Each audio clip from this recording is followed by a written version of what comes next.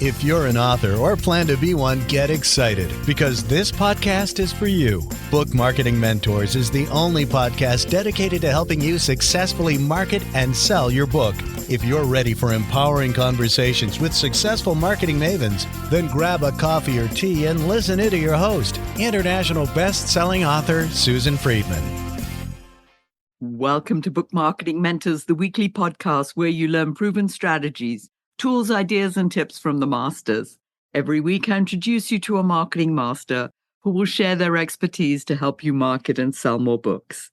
Today, my special guest is Alyssa Berthiaume. Alyssa is a professional writer, native Vermonter, practicing feminist, recovering middle child, wannabe superhero, and a mom who's pretty sure she's just winging it. She holds an MFA in creative writing and is the lady boss owner of The Right Place, Right Time, her virtual boutique, ghostwriting and coaching services. Whether she's writing for herself or her clients, Alyssa believes in emotionally compelling, honest, and powerful stories that are told in an authentic voice, come straight from the heart, and celebrate bravery, grit, and hope. An industry colleague who I truly admire. Alyssa, it's an absolute pleasure to welcome you to the show. This has been a long time coming, and thank you so much for being this week's guest expert and mentor. I'm so excited to be talking to you today, Susan. Finally, I could have sworn we'd had you as a guest, and need to find how many years have we known each other that you've never been a guest on the show. So we are changing that. Listeners, by the way, Alyssa's introduction, it was just one of those introductions that you like, it made you laugh. It just came from the heart. There was just so much in that. And if nothing else, go back and listen to that because it was truly an introduction that sets you apart. Alyssa, good for you for doing that.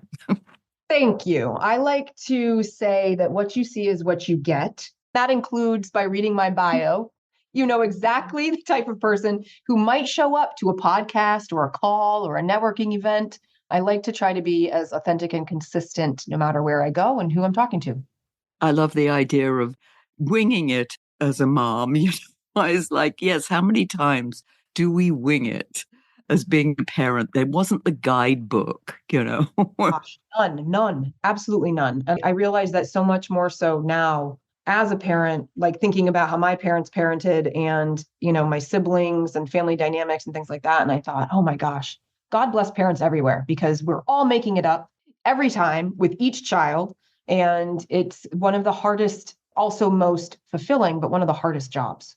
It really is, because as you said, it doesn't come with that guidebook, which is a great segue into, I know what you and I were discussing prior to the show about, you know, what should we really talk about that's slightly different in terms of this whole aspect of writing and marketing your book. And what came up for us was the fact of we've got a book. And however we wrote the book, if we had a coach or we didn't have a coach, there's this idea of maybe not necessarily knowing exactly what the message in the book is. And it's a foundation because working with my clients and you too, it's like a foundation that we're building off of, you know, knowing that message, then using it in our marketing and just everything else that goes into our speaking, our training, our coaching, being on a podcast. What if we don't have that foundation? We've got the book, but somehow we think the message is the whole book. Yeah. Guide us with that. It's kind of like floating at sea and you need an anchor. What do you have available to you to use to create one? Right. So I like to get people started in reverse. Have an anchor first before you head out to sea. You're about to work on your book, figure out who you're trying to talk to, what you want to say, why is it relevant to them, what's the promise that you're making, what do you want to do with the book in the long run. I see all of those as pieces of the anchor that you then return to again and again and again as you develop the book and eventually have the book. So if we reverse engineer this, right? Now you're in the boat, you've got the book, you're out there, you're floating around, and you've got to build an anchor. You've got to look around your boat to see what you've got accessible to you in order to now build something that's going to help you feel regrounded or rooted in what you're doing, which at this point, if the book is published, is marketing and promoting. I would say that, one thing that you can do is, number one, take some time and space away from the book. Because sometimes when we're too close to something, we just can't see it clearly anymore. And this is certainly true if we're just coming off the writing and development and publication. We've looked at this thing now every which way, and we need a break so that we can come back to it and read it fresh. What I would do is take a copy that's your highlighting copy and highlight the inside of the book, the things that stand out to you that resonate. Then afterwards, scan those highlights and look for connections, things that stand out as being similar to each other. There's probably a clue in those highlights of those most powerful moments that speak to the essence of what you're going for. The other tactic would be ask those earliest readers, whether they were your beta readers before the book was published, or your endorsers, or the first handful of people who bought copies that you know of, right? Get in touch with them. Ask them what they got from your book. And again, if they're saying similar things, listen to what they're saying and take that under advisement to evaluate if there's a nugget of truth there about what the main point is of your message. Yes, sometimes other people helping us with that, we become very myopic sometimes and can't see the wood for the trees because we know so much about the book and it's this message that I want to convey and it's that message, but summing it all up into one sentence, which is really the most challenging thing, is to say, this is what my book is about. It helps people with this, or I work with people in this particular area, is hard. It's hard to do for yourself. So yes, engaging other people, and as you rightly say, people who've read the book, or even, who would interview you, that it's like, okay, what is at the basis of your book? And then it's about talking about it. People often feel embarrassed about talking about their book, which seems counterintuitive now that you've got this book. You feel the end is the end, whereas we know perfectly well this is just the beginning. Couldn't be more true. I like to think of writing a chick book like, motherhood. And really, you might send your child off at 18 to go get their first apartment or go off to school or something, right? But you don't stop being a parent just because they're not living under your roof. It's the same thing with having a book. The book might have left the building, so to speak, and it's out there in the world for others to engage with, but that doesn't mean that your job of rearing it and raising it and nurturing it is over. It still has a lot of life left for you to be cultivating and nurturing. And so you have to get out there, you have to talk about it. And I think that the rub for people is a lot of folks are very uncomfortable with selling and the idea that they're selling something.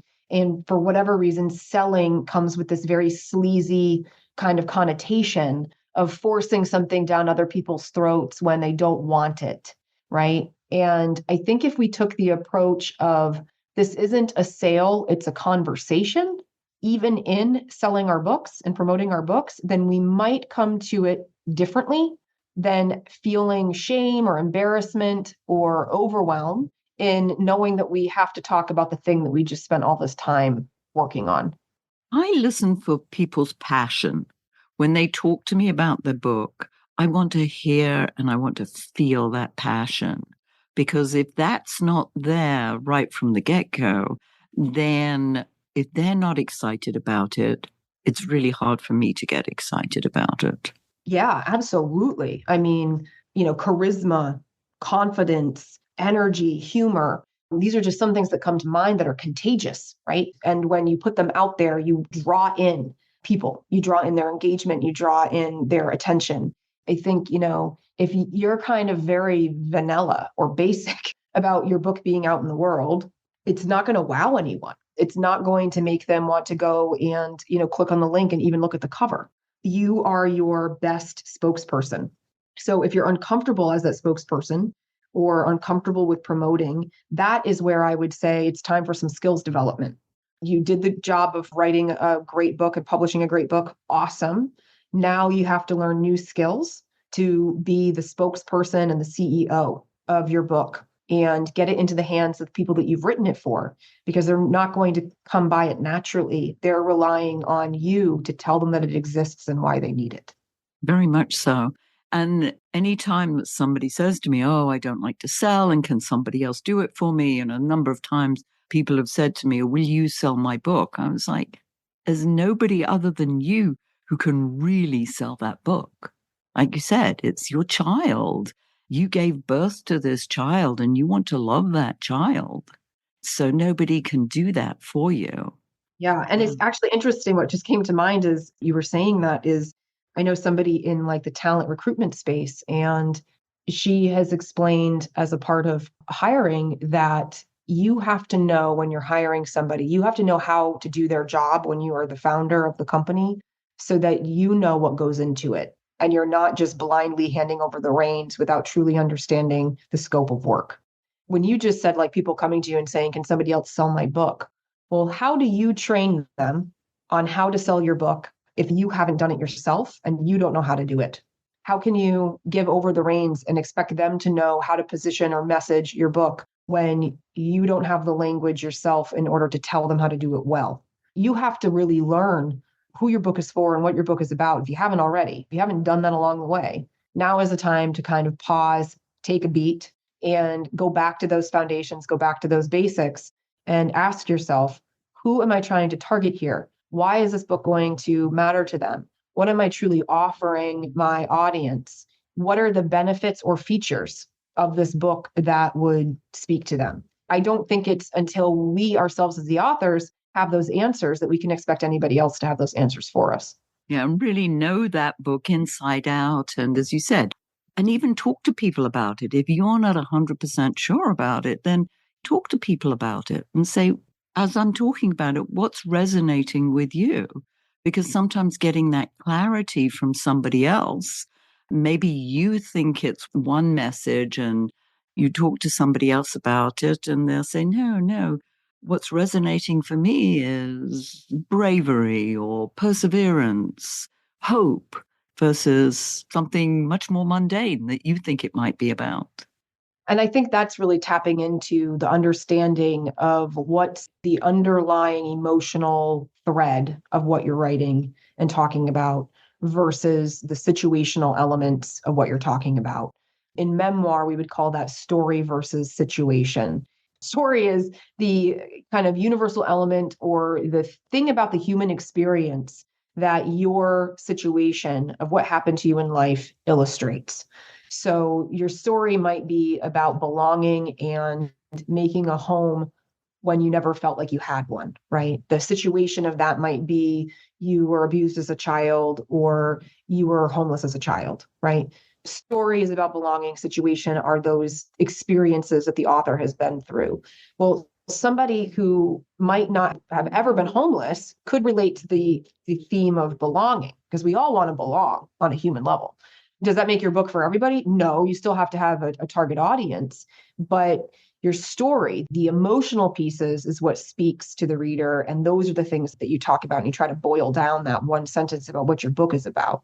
And in nonfiction, even if your nonfiction book is a business book, let's say, and you're teaching a framework on, let's say, business success for, executive leaders. Well, what's the pain point? What's the thing they're going to get as a result of having read your book?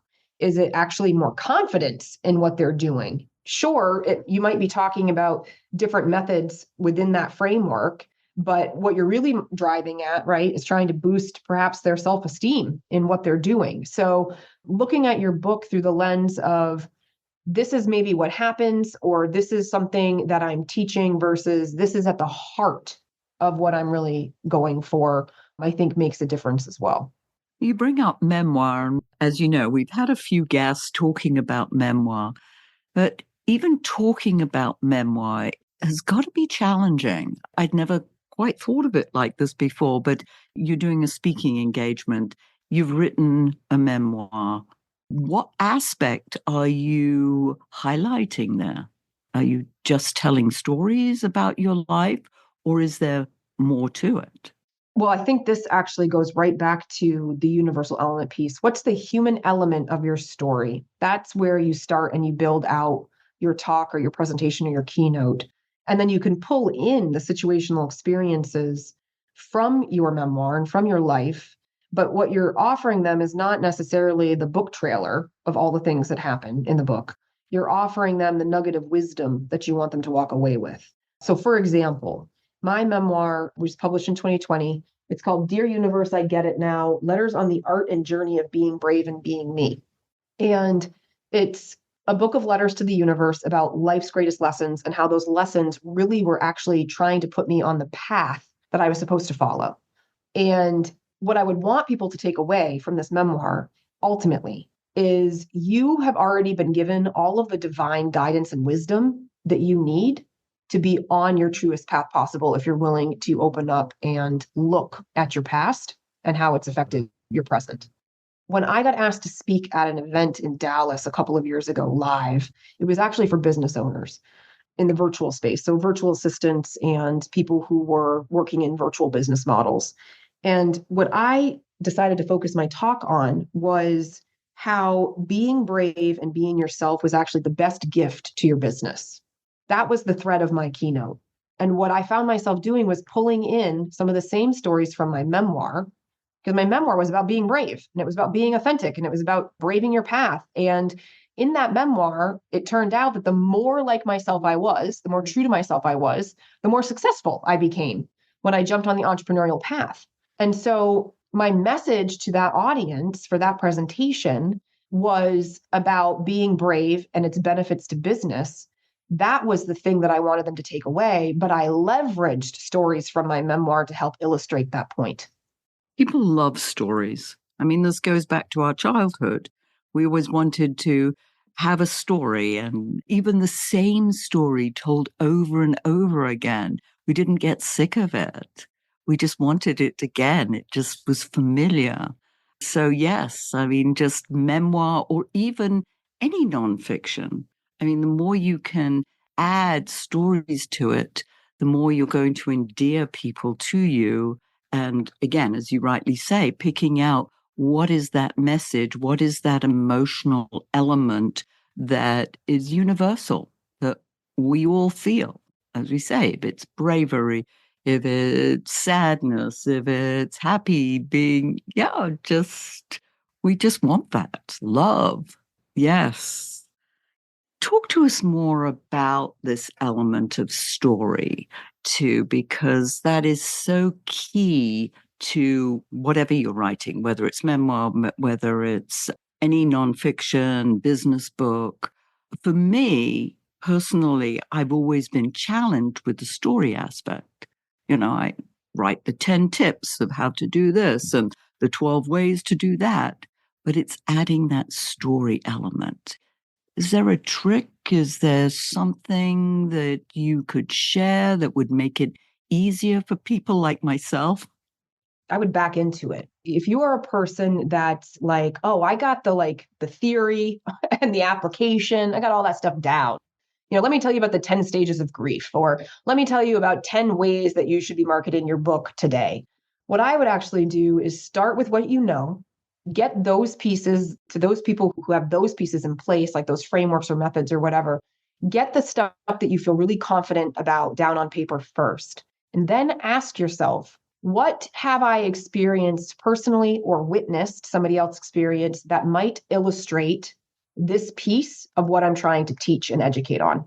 Susan, what would be one tip that you find yourself repeatedly telling authors that they should be keeping track of when they're marketing? I always go back to your niche. Who is your target audience? Who are the people who really need what you have to offer? Okay. So I would then say, in response to that, tell me about a time that you had a client who didn't have a niche and wouldn't listen to what you had to say. And how did that end up for them? Yeah, they're selling books in onesies and twosies because they're having a hard time. They think their book is for everyone, but they suddenly find they're not selling books. Right. And they're wondering why that's happening. Yeah. What I would then do is I would then say, okay, let's take that example and let's expand it. Do you remember a conversation you had with them? Do you remember what the title of their book was or what they were writing about? Do you remember something specific they said that has always stood out to you? What we're doing is we're taking an example that illustrates the tip that you want to share and educate.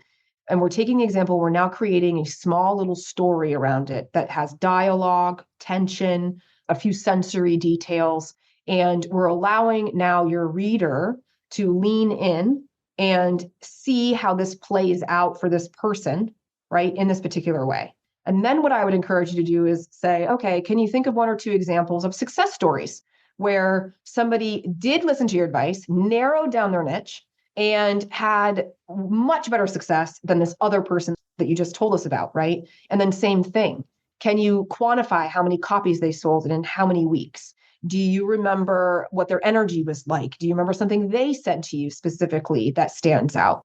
We can start with what we know. We can back into an example that might illustrate that point and then blossom that example into a short, tightly contained story that helps the reader engage with the material and learn through that anecdote, but without necessarily having to spend a ton of time, right? Giving them the whole story arc. Like you don't need to necessarily say, we worked for, 8 months and here's, what happened in the beginning and here's what happened in the end. It's more like finding the Cliff Notes version, if you will, of that thing that's going to help you make the point that you're trying to make. And that's really the power of story. And that's why there's a difference between story and situation, right?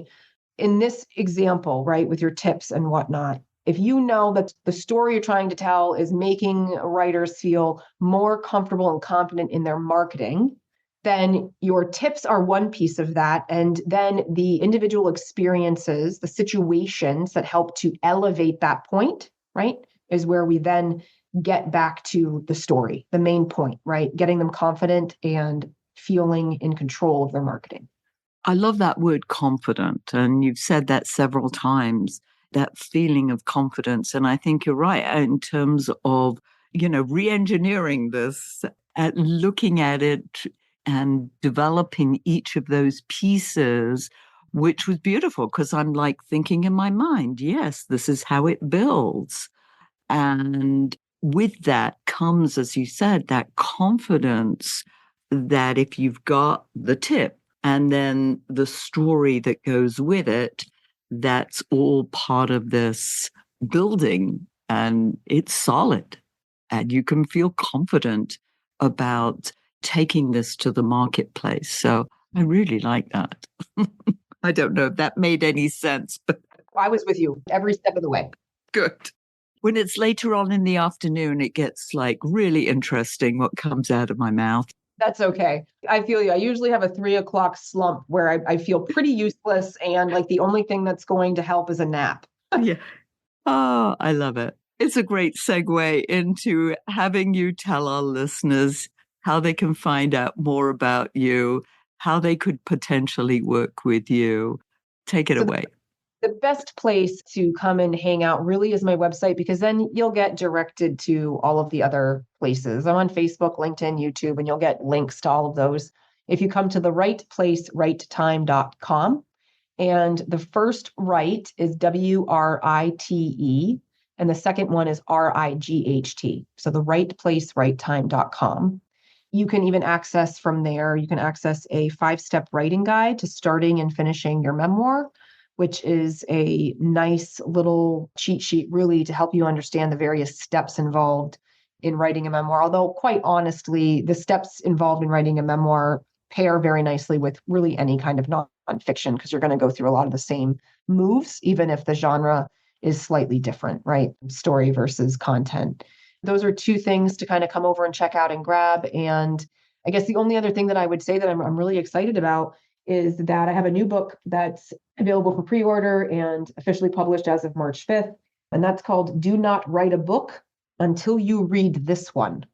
And it's a beautiful kind of like one-stop shop desk reference for the nonfiction author to pen, publish, and profit from their nonfiction book and do it the right way from the very beginning. And you can find that already on Amazon and Barnes and Noble and all the other online retailers. Beautiful. I love that. You're going to make a sale here. Yay! Yay! That's what we want to hear, right? That's what we're all trying to do out here in the world. Very much so. And I'll put all that in the show notes. And by the way, congratulations. I did not know about the book. And I love the title. Great title. Thank you. As you know, Alyssa, we love to leave our listeners with a golden nugget. What's your golden nugget? Well, what's coming to mind right now is that your book won't write or market itself. So going back to my boat analogy from earlier, you are the captain of the ship. The only way the ship moves forward is by you rowing the boat. So whether you're in the earlier stages of writing the book or still developing the book and you're looking to publication, or it's already published and you're now having to promote, you have to be at the helm. And the book is relying on you to put it out there. You once believed in it enough to get started and to get this far. So keep believing in yourself, keep rowing forward. And when your arms get too tired, look for support. Beautiful. That ties it up with a nice bow. You started with the boat and you're ending with the boat. Beautiful. Yes. Oh, Alyssa, this has been wonderful. Wish you every success with the book. That's amazing. And as I said, I will put that in the show notes. And thank you for sharing your wisdom. We'll have you back because you have got so much wisdom to share. This is just the beginning. As I said, I thought I'd had you on the show many years ago, but I was incorrect. But you have been now. So thank you. And listeners, if your book isn't selling the way you wanted or expected to, let's you and I jump on a quick call together to brainstorm ways to ramp up those sales, because you've invested a whole lot of time, money, and energy, and it's time you got the return you were hoping for. So go to brainstormwithsusan.com to schedule your free call. And in the meantime, I hope this powerful interview sparks some ideas you can use to sell more books.